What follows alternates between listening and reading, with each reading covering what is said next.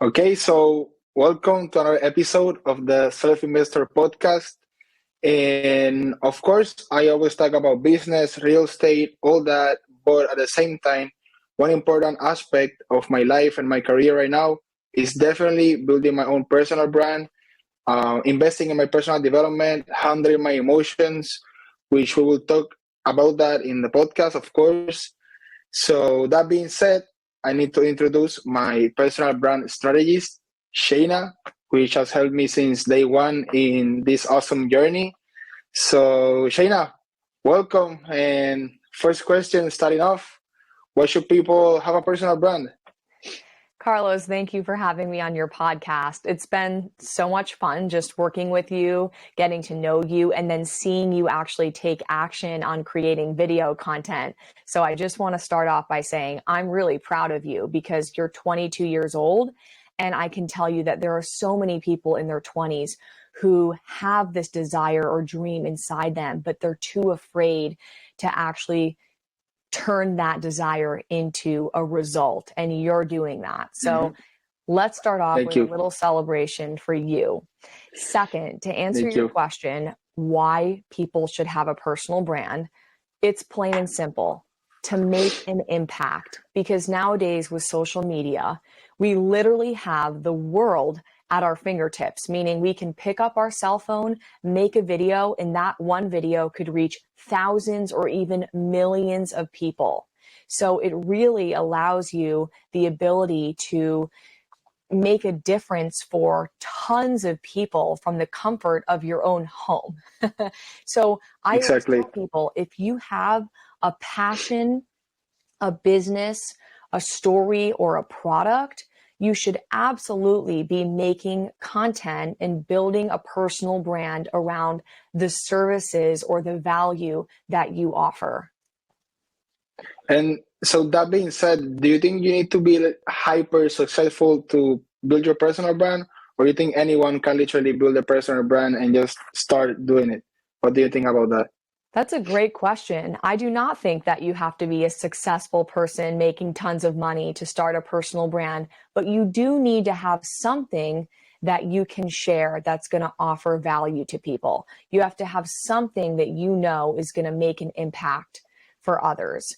So you don't have to have achieved tremendous results in your life, but you do need to think about maybe just one thing in particular that you have mastered, that you have learned about, and figure out how you can teach that to other people through your social media content. That's great, and I definitely agree with you on that. That was my mind shift when I decided to actually build my personal brand. Because to be honest, I was a little bit insecure, and I was like, I'm not a multimillionaire, so who am I to start putting out content and trying to teach people what I'm doing or what I'm not doing? But it's not about that, right? It's about how you can provide value on the position that you are right now, and also, I think it's a great way and maybe a little bit of an excuse to show your journey, because I think that it's amazing to start putting content when you're starting out, because people can see your progress and people can learn from what you're doing correctly and also what mistakes you might have been doing, So that way it's great that people just start doing a personal brand and they overcome that insecurity that they think that you might need to be super successful to start doing your personal brand. Otherwise, people won't hear you. And I don't think it's about that. I think it's about providing value, because you might think you're not successful, but in the eyes of another people, you might be. So that's great. That's great. And I think another fear that people have might be the fear of rejection or fear of a little bit of hate in posting content. So I know that you have posted a viral video that I loved. I literally saw that video and was like, wow, Shana, I don't know how she was able to post that video. So can you tell a little bit of what I'm talking about exactly? Like, can you give a little bit of context and then explain maybe if you receive any rejection or hate there? Absolutely. I want to backtrack just a second to a couple of the things you said. So often in our lives, we think that we're just not qualified to do certain things. We have that imposter syndrome where we think, Mm-hmm. who, me? Yes. Who's going to listen to me? Do I have what it takes? Am I going to look like an idiot? We tend to make ourselves very small when in reality, we're very powerful beings. And just a few words that come out of our mouth have the ability to literally turn someone's day around. So, to anyone who's questioning, am I going to be able to have impact? Or is anyone going to listen to me? I want you to think about this. Go back to a particular conversation that you've had with a loved one in your life and think about a time where someone told you that whatever you said to them really helped them. That is Wow. exactly what you're doing with a personal brand.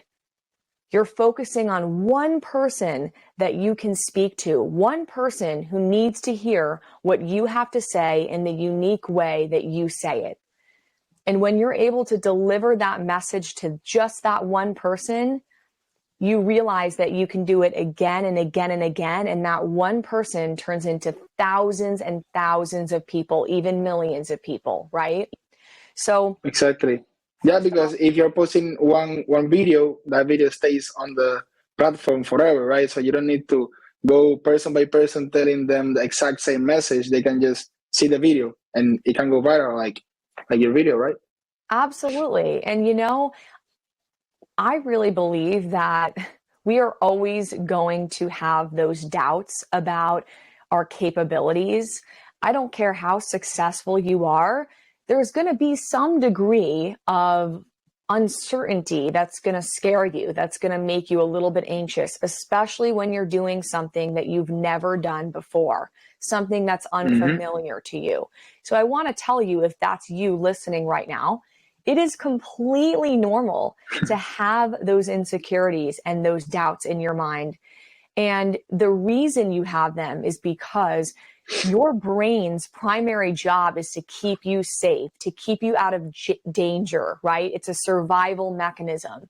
Mm-hmm. So anytime you start hearing those intrusive thoughts coming in to tell you you can't do it, no one's going to listen to you, you're not qualified, you have to remember that all your brain is doing is it's screaming at you because it doesn't want you to fail. It doesn't want you to get close to what you perceive as danger, right? So you don't have to get rid of your self doubt. You don't have to become fearless. What you want to do is accept that you have that self doubt. Understand that those intrusive, limiting thoughts that you have about yourself are there for a reason. And all you want to do is just kind of have a conversation with your self doubt. Ask it, okay, why are you here? What purpose are you serving me? You start to have compassion for, your inner critic in a way. And instead of thinking that your inner critic needs to just go away, you start to befriend it. You start to develop a little bit of a different relationship with it. And from there, you can actually break through those limiting beliefs and fears because you don't hold judgment against them. You don't hold shame against them. You're coming from this place of acceptance and surrendering to what is, right? So listen to me. Awesome. Yeah, sorry, go ahead, go ahead. I was just going to say, self doubt is okay to have. The most important thing to know is that when you have that self doubt creep in, you still want to take action while it's there because it's not about getting rid of the fear. It's about moving towards what you want with fear in the passenger seat of your car and you're the driver. And you say, all right, fear, you're coming along for the ride. I might not listen to everything you have to say because I'm in the driver's seat here and I got a hold of the steering wheel. So I'm in control of where we're headed. That's what it's about. Wow. Wow, and that's great. So what you're saying is like you need to allow yourself to feel a certain way because we're humans, right? We can't pretend that we don't feel fear or even sadness maybe sometimes, right? So it's awesome, and I think if you learn how to handle exactly that fear that you might have to start a new business, or even if you just feel insecure about anything, it's just about accepting that emotion, or accepting that fear, or accepting whatever it is that you think it might be bringing you down, and just be like, okay, yeah, I appreciate you being here with me, but I'm not going to listen to every part that you're saying, because you know that if you actually think through it, and if you actually talk to yourself about it, it's not even that big of a deal. I think sometimes, and if it's worth doing something, it's worth working, right? So I I love what you said. That was awesome. I can Thanks, Carlos. feel And I want to go identify back there. I want to go back to the question you had asked me too. I know there's a lot to pack in here with these questions, and you're doing great at asking Yeah. the questions that people would want to know the answers to. So, a couple weeks ago, I actually went through a breakup and I posted a video on social media that was filmed before my breakup. It was filmed actually the day that my boyfriend and I became official. And so I posted it as a flashback because in the video, I'm essentially saying, my boyfriend and I are official. I can't believe I'm in this relationship that I never thought was possible. And I said, I'm going to make such a big impact for people like me who have been afraid to open themselves up to love, and teach them how I've been able to have this experience. And so in the video, there's pictures of my ex-boyfriend and I in the past throughout our relationship. And the video in the very beginning is marked September 2023. It was filmed months ago. Well, when I posted that video that night, the goal of posting that was to be vulnerable. To me, vulnerability is uncertainty, risk, and emotional exposure. It's an action that you're going to take that terrifies you, but it's going to reveal something about you that is beneath the surface that maybe you, as the person revealing it, would be afraid for others to see. So in that video, I'm actually crying, not because I'm sad, because I'm grateful that I had just gotten into this relationship. And when I put the video up, I did not expect that it would hit 1 billion views. But you know, the Wow. crazy thing is, that night after I posted it, I went to bed thinking, I just wish I could reach more people, because my whole thing is I want to impact thousands upon thousands of individuals. And sometimes I get frustrated with social media because my videos only hit, a couple hundred people. Maybe they hit 1,000, right? But I went to bed with this desire of more views, right? More people to reach. And I woke up the next day after posting that breakup video, and my video had hit 18,000 views. And there were so many comments from total strangers, and people were a mix of, kind, and a mix of really awful, awful comments.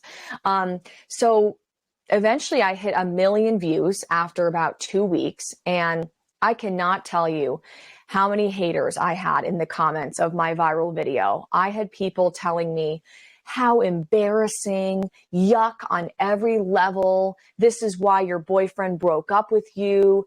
You need to get off social media and get a life. People who don't even know me had so much to say about me.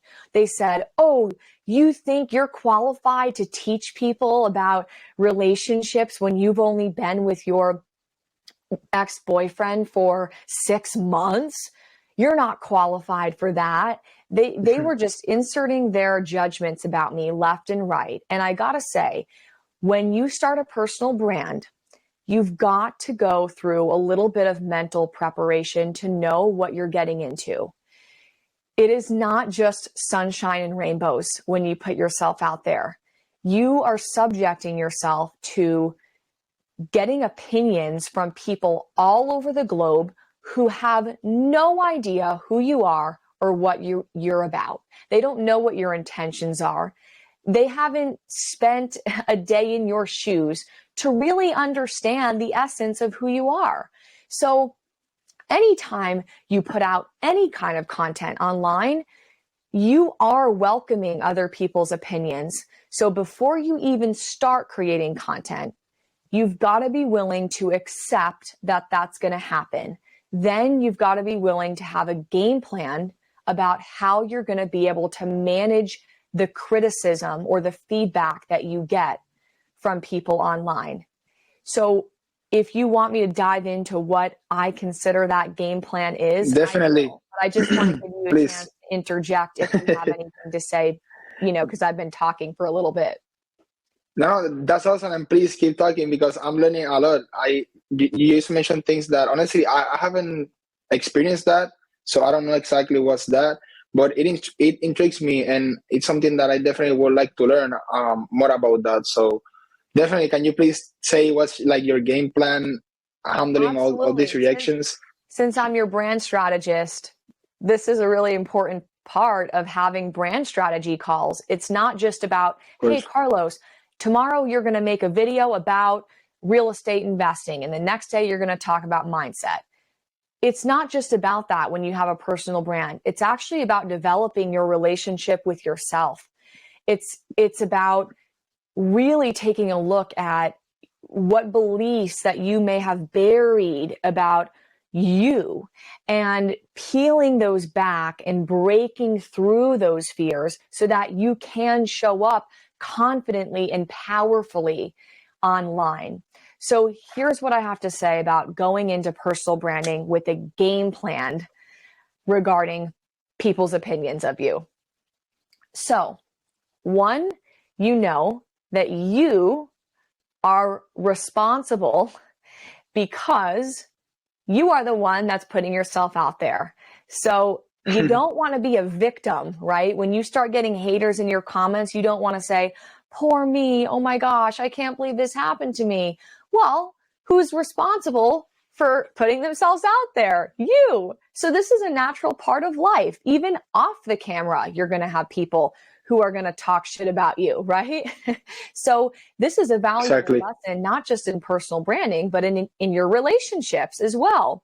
So when you receive negative comments, I'll call them, from people who don't know you online, instead of asking yourself, what does this person think of me? And how can I convince them to think differently about me? You actually want to ask yourself, what do I think of myself? You want to place the focus on your relationship with you instead of your relationship to that person. Because that person does not even know you. And you know what? That Exactly. person is most likely committed to misunderstanding you. That person most likely has some kind of story or limiting belief about you, and they're probably not willing to change it. So what you Exactly. want to do is focus on how you relate to yourself. So if somebody says to you, this is so humiliating and embarrassing, like they said to me when I was crying on camera, you want to ask yourself, do I believe that I'm humiliating and embarrassing? If you do believe that, then that person's comment is going to trigger you because it's touching on a belief that already exists within you. And that is what causes the pain. It's not that that person has an opinion of you that you've never thought of before. It's that that person has an Exactly. opinion of you that you deep down believe inside of yourself. And that's why it's triggering. So you've got to examine that belief and you've got to ask yourself, okay, how do I relate to what this person is saying if they're calling me embarrassing or humiliating? For me, when I saw comments about how embarrassing I was for crying in my video, I thought to myself, I'm actually vulnerable. That's what I am. This embarrassment that people are, feeling about my video is actually me accessing my vulnerability. It's me exposing myself emotionally. And vulnerability is our greatest measure of courage. So instead of looking at that stranger's Wow. comment about me being embarrassing, I'm now looking at that stranger's comment and translating it into, my gosh, you are so vulnerable. And I bet you that the person who comments negatively about you, the person who calls you embarrassing when you're actually being vulnerable, is a person who has not yet figured out how to be vulnerable themselves. And because they don't know how to access that side of them, they project that pain onto another who can access that side of them, and they reject it in them when really they're rejecting it in themselves. Wow. It's crazy that you mentioned it, because when I see those negative comments in, maybe it's in your post or in someone else's post, I always try to think like, why these people saying that? Like, why are they commenting that? Like, what does that mean exactly? And the conclusion that I brought to myself is like, it's basically their insecurities portrayed in someone else's post. Because if you're sure, and if you know your personal worth, you're not out there embarrassing other people and treating people bad. It's because you are hurting something, and then you're putting it on the comments because you're mad, and you're just, a little bit selfish, and you're not thinking about the effect of that comment. So if I see a negative comment, I'm like, okay, that person is wrong, and that person is has something going on that it doesn't have anything to do with me, and he doesn't know me. So it makes sense that I shouldn't hear the negative comments. On the contrary, I should ignore them, and treat with the people that are actually putting in some value on the comments, are supporting me and all that. I think that's what I would do. You're 100% right, Carlos.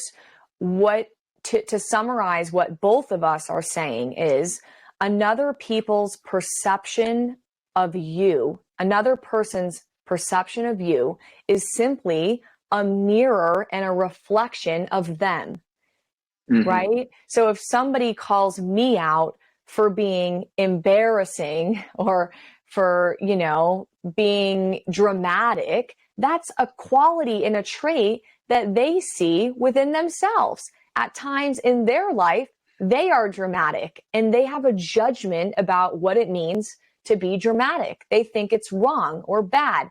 And so, of course, if they have that shame and judgment about themselves being dramatic, they're going to put that onto me and call me dramatic.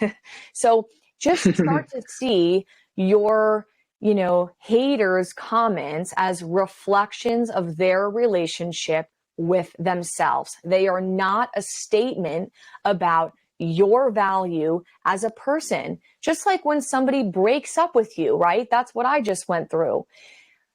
My ex-boyfriend breaking up with me is in no way, shape, or form a reflection of my inherent value as a human being. When I came into this world, I was instantly a gift, and I never stopped being a gift, no matter the mistakes I've made, no matter the flaws I might have. None of that matters, because nothing can take away your worthiness. There are no prerequisites to worthiness. You don't have to be X, Y, and Z to finally be worthy, to finally be of value. Who you are in this moment, imperfect, is valuable. Wow.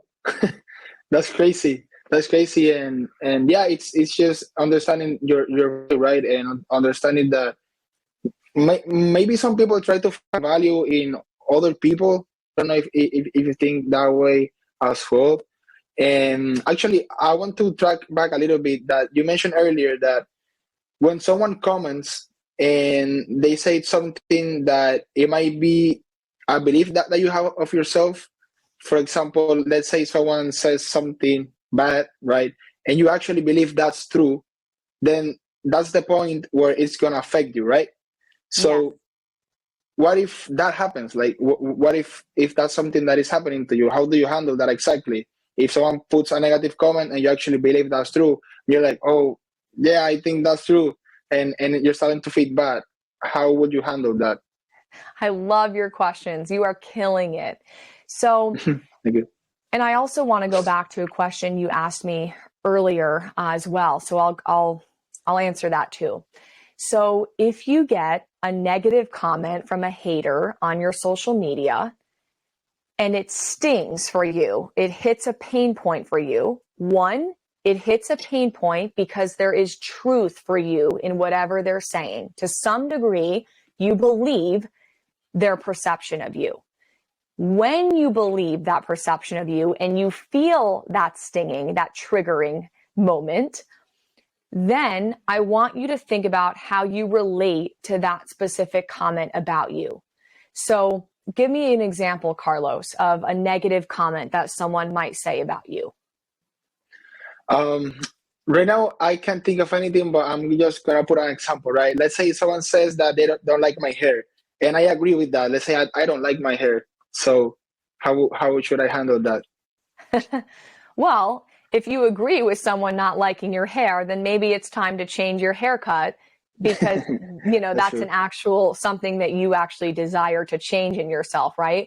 But give me a personality trait, maybe instead of a physical trait. So let's say someone doesn't like the way that I might be so outgoing with people that they say that I'm too extroverted, for example. And I Yeah. think it's true maybe, and that's insecure for me, How would I treat that? So you're saying, what if a hater makes a negative comment about me and says that I'm just too outgoing and they don't like that about me? And I actually don't like that about myself either. So you have to do inner work with yourself on why. Why do you not like the fact that you're outgoing? What kind of fears does that bring up for you? Are you worried that people will think you're the center of attention and they won't want to be your friend? Are you worried that you won't give other people the spotlight? Are you worried that you like what kind of fears can you give me an example of going deeper if somebody calls you out for being outgoing and they don't like that about you and you believe it? What would be an insecurity to have about being outgoing? Can you think of something? Maybe by being outgoing, like you mentioned, you might scare away people because you might be too intense, and then people don't like someone to be too intense, and maybe that's your insecurity of being outgoing. Yeah, that makes sense. So if you're worried that you come across too intense or too powerful, that you take up space, first off, you have to look at the shame and the judgments that you have about that. So often we put labels on things as bad or wrong or good or right, right? Right, bad, good, wrong. So right, wrong, good or bad, I mean. So inherently, everything in life is actually neutral. Nothing is factually good or bad, right or wrong. We are the ones who put meaning on things that happen or personality traits or emotions. We do that. We say happiness is good, sadness is bad. Being introverted is bad, being extroverted is good. We do that. We immediately put layers of judgment onto things, but everybody has a different perception of what's good and bad or right and wrong. So there is no one size fits all absolute source of truth, right? So you have to ask yourself, is it actually wrong or bad that I can be intense or powerful? And in what ways does it serve me to be intense and powerful? Because I know for me, being intense and powerful has allowed me to make a lot of moves in my life that are bold and courageous. If I didn't have that intensity and power in me, I probably wouldn't be able to speak with as much clarity as I'm speaking with right now because I have that power backing my words. So you want to make sure that you don't take a quality or a trait within yourself and consider it bad entirely. The question you want to ask yourself is, when does this serve me and when does this not serve me? For instance, if I have this intense, powerful energy about me and it serves me so well in my career and with my personal brand and with putting myself out there unapologetically, I also might think about the fact that when I go on a first date with a guy, I might not want to bring out that intense, powerful side of me right away. I might want to soften into my femininity a little bit. I might want to relax. I might want to take that intense wall down and tap inside to a different version of myself in that moment, because being intense and powerful right off the bat, it may not work in different scenarios, right? Like maybe attracting, Wow. a masculine man into my life.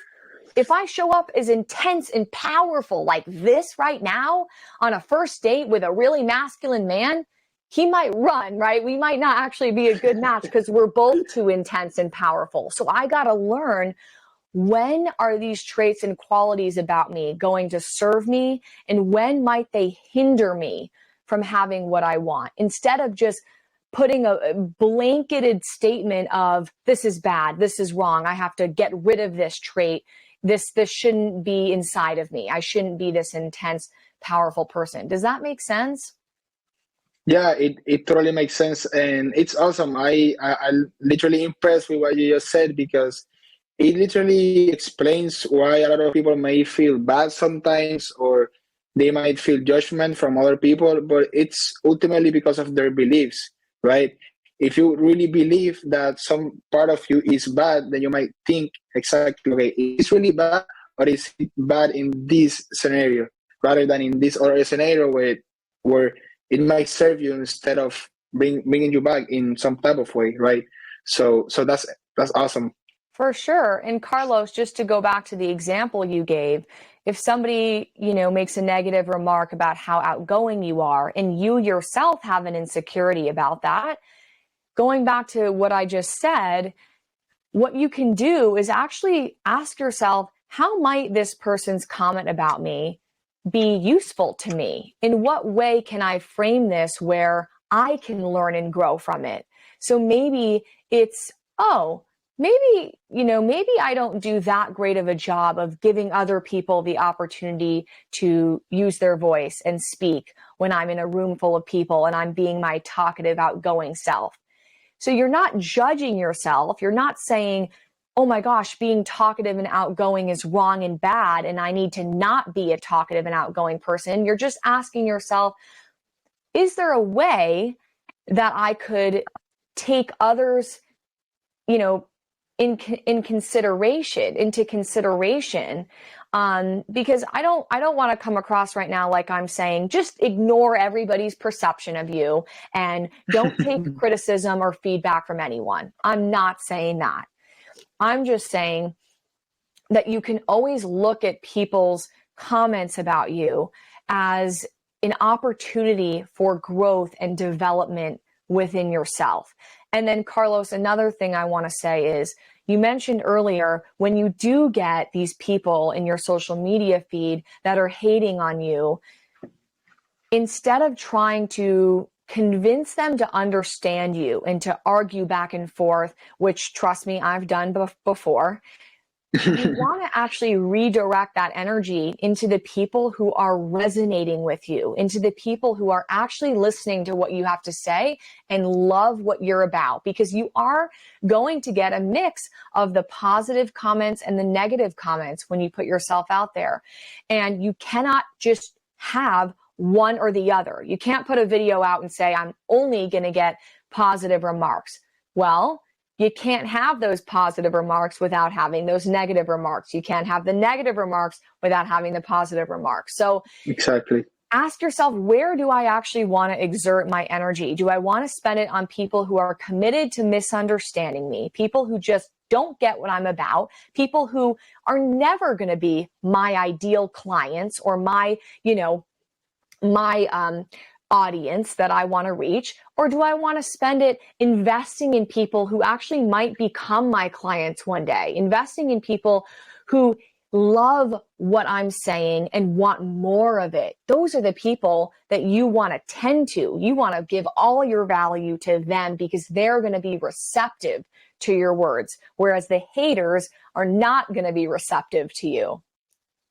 Exactly, because when you're addressing a hater, you're addressing a wall, right? They already have this pre-installed judgment about you that most of the time is not correct.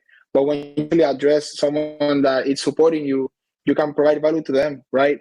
And I think that's amazing to understand. So I love what you just said. I think that it's you have to try to identify what types of traits you might have and understand, maybe comparing to other people, maybe you have different traits that stand out more than some people, and understand when that trait is serving you and when it doesn't.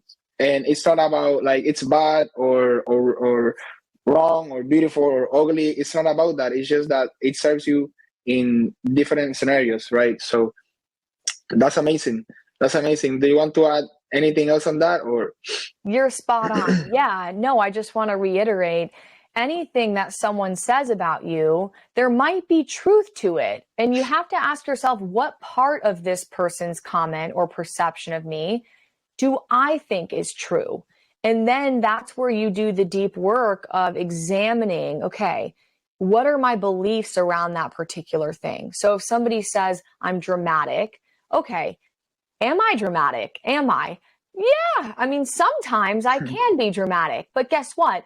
If I were to cut off that part of me and not be dramatic to some degree, I wouldn't make these, entertaining, passionate, alive videos that I make on my personal Exactly. brand. People tell me all the time, you're so energetic, Shana, you're full of energy. That passion, if I didn't have a little bit of that dramatic quality in me, I don't know that my videos would actually capture people's attention as much as they do. So instead of saying, oh, I'm dramatic and this is such a bad thing about me, I can say, okay, in what ways might this dramatic nature help me? And in what ways does my dramatic nature hold me back? So you got it spot on, Carlos. That's what you got to do when you get a negative comment. That's great, and I love it. And now, if it's okay, I would like to ask you a little bit about emotions. And we did talk a little bit about that earlier, about fear and that. But I would like to hear what's your take, or what those emotions are to you. Like what does that even means? What's your like, what can you tell about emotions in general? What do you think? Absolutely. Going back to what I said earlier, I think that from a young age, we form beliefs around what different emotions mean and what's okay and what's not okay. It could be that we had a parent who told us, don't cry, or a parent who just led by example and, or a parent who never cried and we saw that in them and we made up a belief that we can't cry. So it could be something that was verbally taught to us, or it could be something that was modeled to us. And that's how we form our beliefs from the time we're very young. We form our limiting beliefs already by the age of 7. So we pick up things from our environment, even if it's siblings or teachers or just someone who really ingrained something in us when we were very little and our brains were still forming. And so what we do is we go through our life and we carry those beliefs as the truth. We think, okay, my dad never cried, so I'm never going to cry because, I learned from my parents that it's not okay. Or we think that, like being happy is the way that we'll get love, because when we were young, we were happy all the time and we attracted a lot of friends into our life because we were such a radiant light. So we learn, okay, what payoff do I get from certain emotions? So if I'm happy all the time, the payoff, what I get in return is people love me because I'm happy, right? They see that quality in me and they admire me for it. So then when I get older, I'm afraid to lose that payoff if I don't exhibit that emotion that I was loved for. And that's my story. Is all my life I was this happy, joyful person, just as you see right now. And there was a point where I realized, oh my goodness, I'm suppressing sadness. I'm suppressing anger. And I was terrified to show that part of me to other people, because the limiting belief, the subconscious belief inside was, if I'm sad, if I'm angry, people are not going to love me because they love me for my happiness. So you got to deconstruct that within yourself. Deconstruct, what is it that you might be suppressing within you? Is it your sadness? Is it your anger? Some people suppress happiness because all they've known all their life is sadness. They don't want to be Because happy they because have they that know that limiting happiness belief. will go away, right? So I'm just going to reiterate what I said earlier with emotion specifically. No emotion is good or bad or right or wrong. Emotions are neutral. You add meaning. You determine what's good and what's bad. Because the truth is, even if we were to look at anger, which is something that there's a lot of negative stigma about, anger is a very useful emotion. Oftentimes it shows you when your boundaries are being violated. Anger can be a signal that goes off that tells you that you need to change something about your life. That anger can be a driving force. It doesn't have to be bad or wrong, because in many ways, we access our power from a little bit of anger within us, right? So That's crazy. yeah. I I see emotions sometimes maybe like a tool, because bringing back what you mentioned about anger, maybe if you're competing in a sport, right? If anger at that moment, maybe that is helping you to score that point that you need to score, right? But maybe if you're handling a conversation, that anger might not be the best thing to expose, right? So maybe emotions are not something that dictates what your action should be. It's not like you need to assign an action to an emotion, but it's more of considering that emotion, and it's an opportunity to maybe even know yourself a little bit more. Don't you think that whenever you feel an emotion, it's an opportunity for you to learn more about you and be like, okay, why am I feeling this way? This is weird. What, don't you think that? What do you think? Absolutely. You are spot on. I have been going through a breakup for about the last 3 weeks, and I have absolutely felt sadness. I have 100% cried and cried and cried at different points of this breakup. And if I wasn't able to access that sadness, I mean, for me, not only would that sadness bottle up and with time become probably an explosion of sadness one day, but that sadness also shows me how much I loved. And that is what I'm so proud of, that I had the courage to love so deeply and wholeheartedly in my relationship. So I don't want to make that sadness wrong or bad. I want to have that sadness show me and remind me of the courage that I had to love. Wow, that's awesome. So can you maybe dive a little bit deeper on, let's say you feel bad, you literally feel sad. Let's put it that way. That's the emotion you're feeling because maybe you went through a breakup, maybe just something bad happened in your life and you're feeling bad about it. So what next steps should you take if you're feeling that emotion really on top of you? I love that question. When you feel any kind of emotion, you want to express it in that moment in a healthy, productive way, of course. I'm not telling you that when you get angry, you should just scream and throw a fit at someone, right? But I'm saying that when you're with yourself and you're alone, let's say, and you feel a particular emotion come up, the last thing I want you to do is to ignore it, to minimize it, to pretend it doesn't exist. Because what will happen is over time, think about that emotion as like a bag that you're carrying. So you have this bag of sadness on your back, and if you ignore it, what happens is you're going to add another bag and another bag and another bag until the bags pile up so high that eventually you cannot even walk because you're so overcome by so much suppressed emotion that it actually affects you way worse than if you were just to see that bag on your shoulder, take it down, see what's inside of the bag, explore the contents of it. And once you've explored the contents of that bag, you can throw that bag away. There's nothing left. There's nothing left to Wow. explore. So you take, you want to, anytime you feel that, if it's anger, if it's sadness, I don't care what the emotion is, you want to explore it and ask yourself, what are you here to teach me, sadness? What are you here to teach me, anger?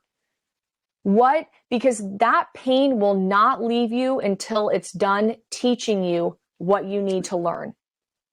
Exactly. And I wouldn't say it's healthy. Like it's not healthy to feel an emotion and ignore it, because I mean it's obvious, right? Like you can't ignore the fact that when you feel sadness, or I don't know, maybe anxiety, stress, whatever, you literally feel that, right? Like you feel that, and that is not a great experience, I would say. So if you feel that, then you might need to dive a little bit deeper into that. In my case, what I like to do a lot, and maybe this is something a lot of people do, maybe you do it, I don't know. I'm gonna ask you that, but what I feel maybe sad or any of these bad emotions that label as bad, I like to journal, right? So that's my way of opening the bag, right? My way of opening the bag for me is to write down what I'm feeling. And when I'm writing that and putting it on a paper, I can open the bag and see the contents of the bag. And I'm like, okay, I'm feeling, I feel and I think that I'm starting to understand more about myself. I'm knowing more about myself. I didn't know this specifically triggers me more than this, right? And then while I'm journaling, I can open that bag of emotions and handle that. And after I finish journaling, I 99% of the time I just feel better, and I'm like, okay, yeah, that's like let's keep going and let's keep working and getting towards whatever I want to do. Do you have any other tools for opening that bag? What do you say? Is there any other thing that I might do? I'm so happy that you bring up journaling because that's something that I feel really strongly about as well. Anytime I'm going through something internally, I love to journal, whether it's on a journal app on my phone or a physical journal in my bedroom.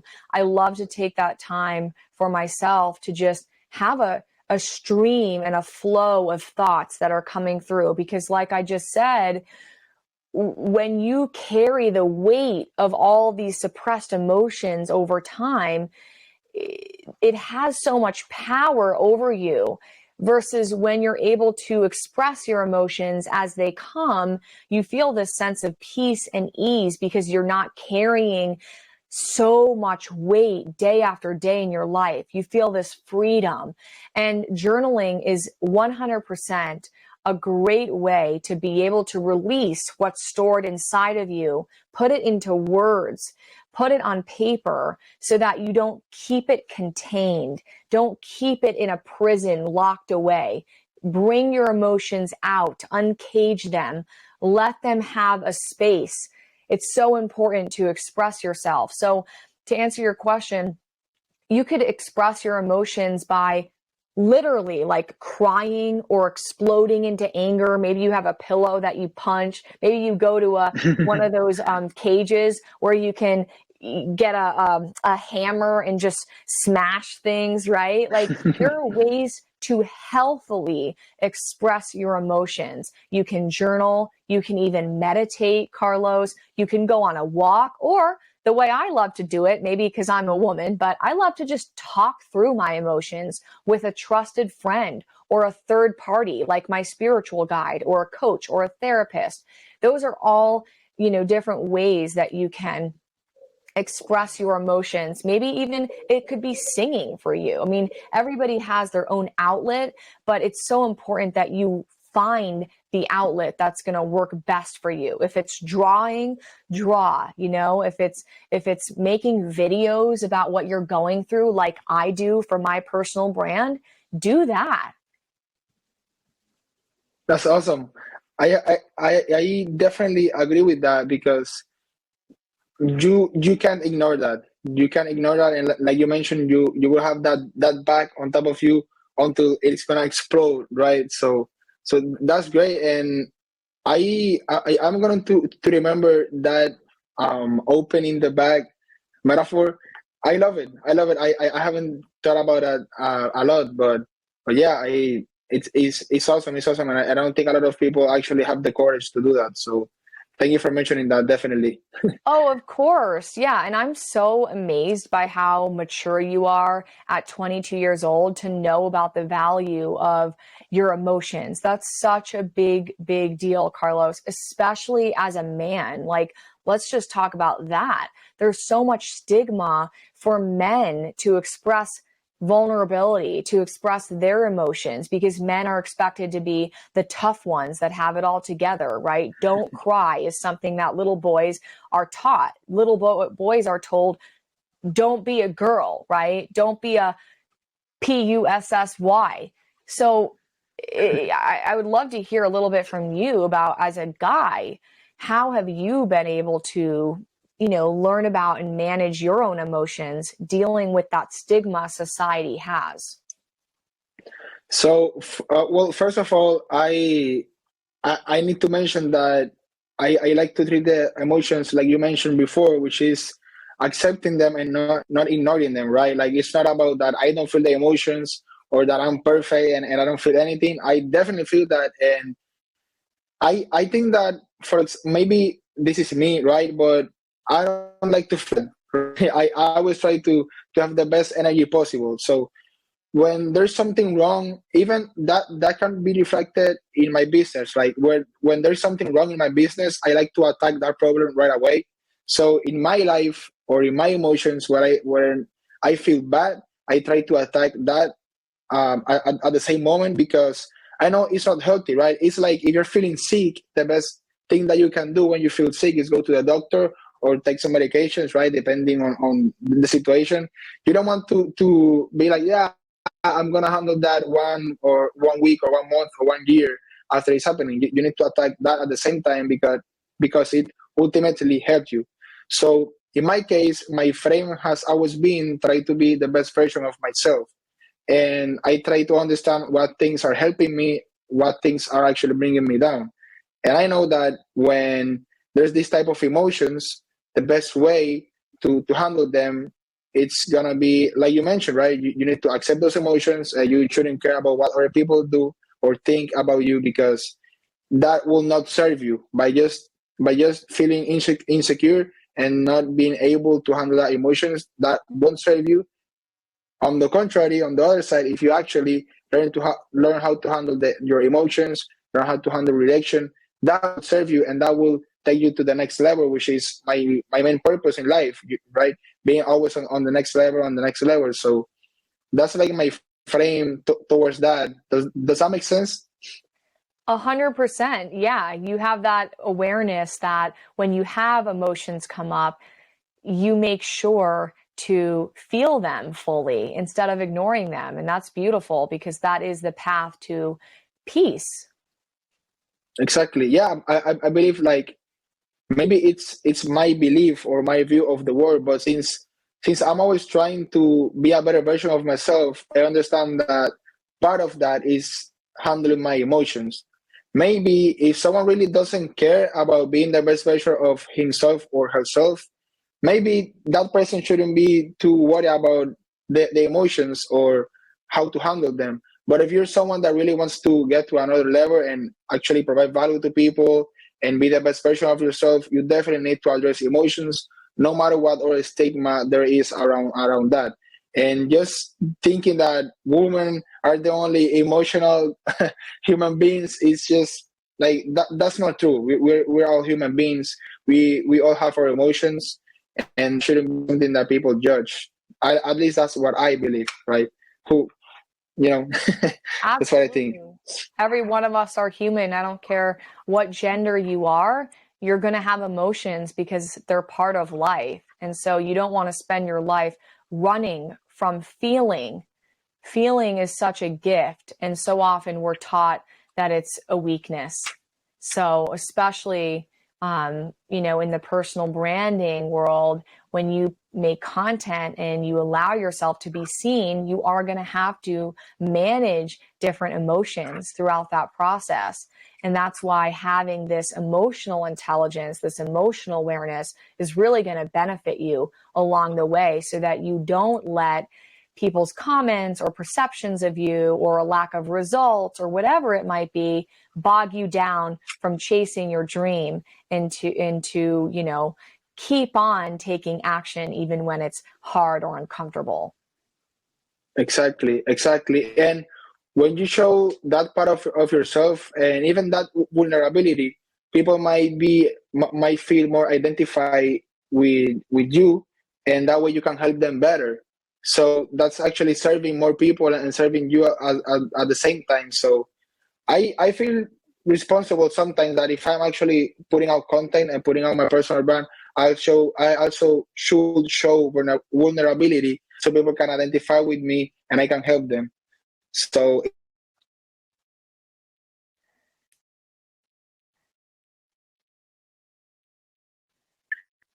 Yeah. I mean, I love that about you. Like, one of the things that you and I did in our second session together for brand strategy was go over your values, your core values, because mhm, those are your guiding force in life. Your values act as a compass when you're lost and you need direction. You look to your values to ask yourself, what decision is going to align with the essence and the core of who I am? Because if you make a decision that's in misalignment with your values, that decision may ultimately not be so great for you. But when you make a decision that checks all the boxes, that aligns with what's most important to you, you're most likely going to find fulfillment or happiness or peace of mind in whatever it is that you're pursuing. So knowing your values is a really important step to establishing a brand. But not only that, it's just an important piece of being in relationship with people, is surrounding yourself with those who share similar values of you, right? exactly.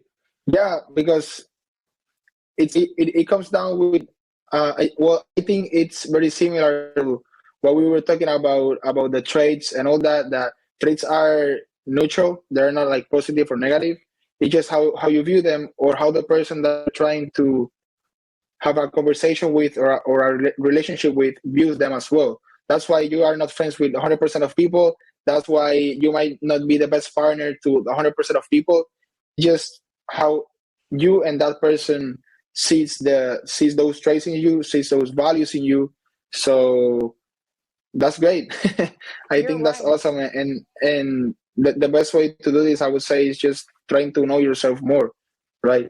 So Yeah, you actually bring yeah. up a really good point, which is that when you make content and you express yourself freely and uninhibitedly, you're going to naturally attract people who love you and want to support you and maybe become your potential clients. And you're going to attract people who are going to reject you, not like you, not agree with you. And again, you can't pick and choose. You're going to have both of those experiences.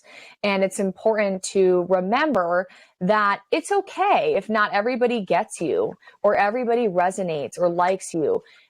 Your job is to keep on taking action, and understand that every action you take is going to get you closer to the people who are meant to hear what you have to say, the people who are meant to learn from you. So, don't ever let someone's opinion of you stop you entirely, because in that process of creation, you are getting closer and closer to who you're, meant to make a difference for. So, I just want to remind everybody of that, because it can be easy to lose sight of what's most important here. And what's most important is you got to think about who is that one person that I know I can impact. Going back to that question I asked earlier. If you're getting really weighed down by, just putting yourself out there and the criticism or the feedback of it all, focus on one person. One person will help you, because at the end of the day, small actions add up. So reaching one person will allow you to reach another person, until your legacy becomes so big that, like we said, it's thousands and thousands of people. That's great. I agree with you definitely, and I mean it's amazing everything that I think you provide to in online and all the social media platforms, because it's like I said earlier, it brings up it it requires courage to do all that, and that courage is something that a lot of people don't have, of course, so that's why not a lot of people do that. And that's why you might receive hate sometimes, because people may be even jealous, or may envy you that you have the courage to post that, and they're like, Shana is doing this and that, and I don't like that, because that's an insecurity that they have. They wish they had your courage. So I mean, it's awesome. I'm really grateful for everything that you put out and everything that you have taught me. So I have to mention that, of course.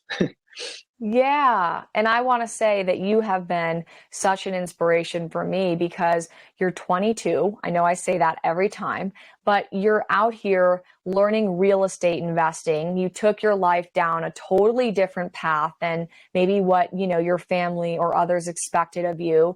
And you took a big bet on yourself to pursue something that had no guarantee outcome or results. And I think that that's so important to do, especially in our 20s, because really the Mhm. world is our oyster, and you owe it to yourself to take a massive risk in your life, whatever that looks like for you, and see what's really possible on the other side. And you are the living example of that. So I'm just happy you're creating content, you're posting videos, you're podcasting.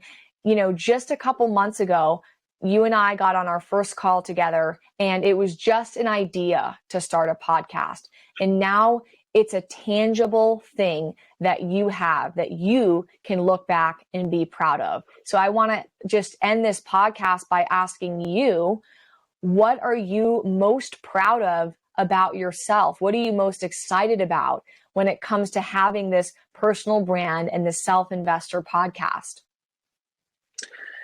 The most thing that I'm proud of is that when I was starting out, I wish there was someone that started their podcast and shared, like, not when they are successful and big, right? I always wish there was someone that since the start of their career, sorry, since their start of their career, they start documenting what they're doing, and they start teaching people what they are doing, and they are just trying to show the world their journey, and being at the same time vulnerable and showing that I'm bad about things. So I feel that I'm proud that I'm becoming that guy that I wish that I had when I was starting.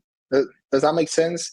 And it's like, I literally, when I do content and when I think about what I want to put out, I think of cars of 1 year ago, right? And I'm like, if it was 1 year ago, what type of content would I like to see? Right? It's like making content for the past me, and it's like kind of like a full circle moment. Sometimes for me, it's like I'm doing things that I dream of, and I'm doing things that I remember that they were impossible to do, and I'm doing it at 22 years old. So that's what I'm most proud of. That I'm like my childhood hero sometimes. That may sound funny, but it's the reality. That's how I feel, and I'm not gonna lie about that. I sometimes feel that I'm like my childhood hero, because I'm doing things that I thought I was never gonna be able to do at 22 years old. And now I feel responsible to show that to the people following me, to the people that support me, of course. So yeah, and for me, this is just the beginning. I am willing to do way more things. I'm willing to risk way more things. I don't care what happens. I'm just gonna go straight and try to grow the best possible, of course, and try to provide the most value possible. And yeah, that's what I was proud of. Well, thank you for sharing. You have every right to feel proud of yourself.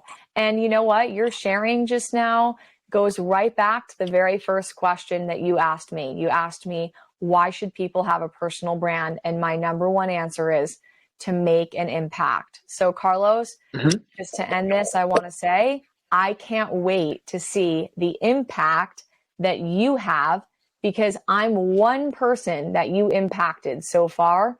So imagine how many others there are who are just dying to learn from you. So I just cannot stress enough how happy I am that you're on this path.